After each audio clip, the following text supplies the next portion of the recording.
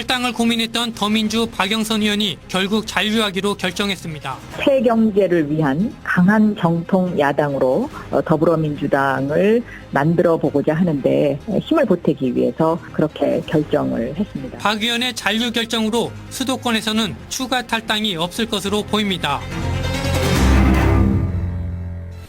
예, 어제는 박영선이란 이름이 하루 종일 화제를 뿌렸습니다. 야권 재편의 핵심 키로 주목을 받으면서 탈당이냐 잔류냐 고민이 깊었던 박 의원.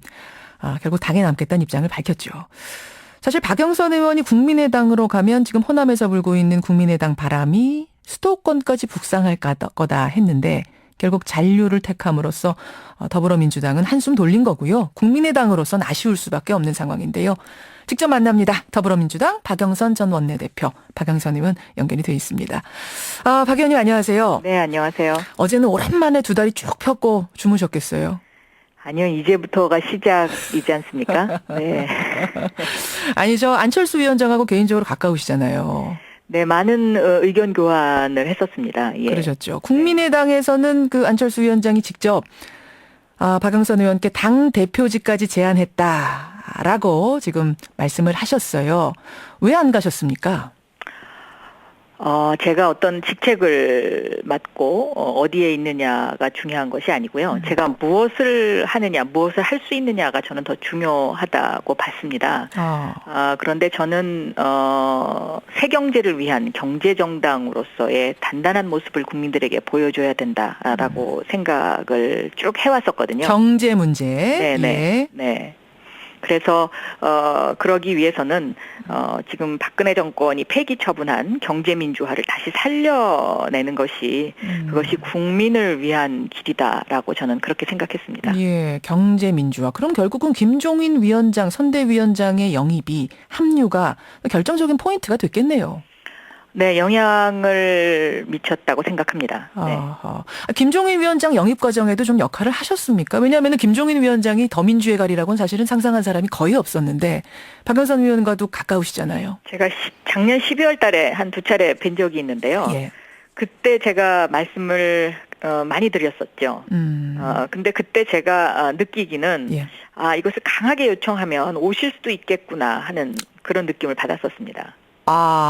결국 그때부터 박영선 의원이 지속적으로 작업을 했던 것이 이제 결실을 맺은 거네요, 말하자면. 저뿐만 아니라 예. 많은 분들이 그렇게 말씀을 하신 걸로 알고 있습니다. 예, 이제 두 분이 손잡고 경제민주화 완성해보자. 그러면 그 경제 부문의 민주화 완성하기 위해서는 정운찬 전 총리도 필요하다, 이렇게 보시는 거고요.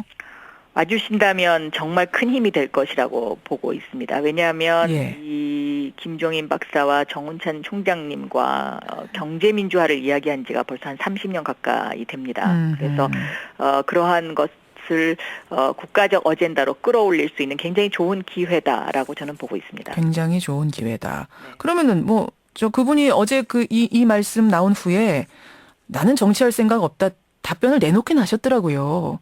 요 이야기는 좀 뒤집어질 수 있는 얘기라고 보세요? 간절하면?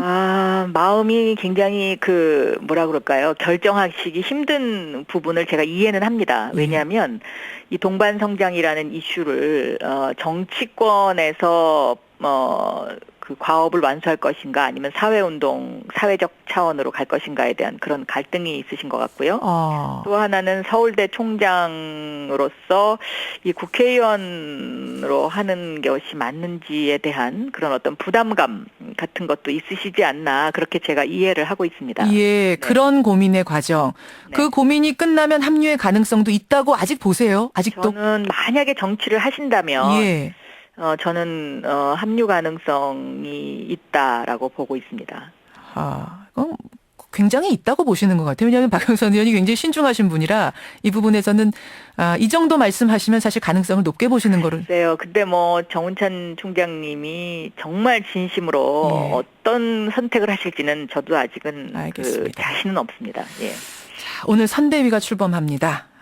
박 의원께서 선대위에서 중요한 역할 맡게 되실 거다 이런 얘기들이 들리는데 어떤 역할 하세요? 글쎄 아직까지는 선대위에 합류해달라는 말씀밖에는 제가 듣지를 못했습니다. 아니 김종인 선대위원장이 총선 기획단장직 맡아달라 이렇게 제안한 건 맞지요? 그건 아닙니다. 예. 아닙니까? 네네. 이렇게 보도들이 되고 있던데 아니군요. 네네. 만약 그럼 제안이 오면 받아들이실 생각은 있습니다. 글쎄요. 제가 총선기획단장을 맡기에는 능력이 좀 부족합니다. 왜 부족하다고 생각하세요? 그 일은 굉장히 막강한 그 책무를 져야 하는 자리이거든요. 네. 그쪽은 아니다. 그러면은 중요한 역할을 어떤 걸 하실 수 있을까요? 아직까지 거기에 대해서 말씀을 진지하게 나눠보지 못했습니다. 예. 부선대위원장 이 정도 직함은 어떻습니까? 그것은 잘 모르겠습니다. 예. 아니, 자, 사실은 네. 김종인 선대위가 이렇게 출범합니다만 당내 계파 다툼 속에서 과연 정말 문재인 대표가 말했듯이 전권을 가지고 총선을 지휘할 수 있을 것인가 의구심을 갖는 시선들이 많습니다. 네. 박영선 의원도 비대위원장 하실 때 보면 상처 많이 받으셨잖아요. 네. 그 비슷한 상황이 또 벌어질 가능성은 없겠습니까? 물론 공천을 앞두고는요. 예. 어느 당이나 내홍을 겪게 됩니다. 그런데 총선이라는 것은 또 얼마만큼 단합이 잘 되고 그 한 가지의 목소리를 낼 수 있느냐, 마치 오케스트라의 선율처럼 예. 그런 조화로운 목소리를 낼 수 있느냐도 관건이기 때문에 예. 저는 그런 부분을 지혜롭게 풀어가야 된다고 보고 있습니다.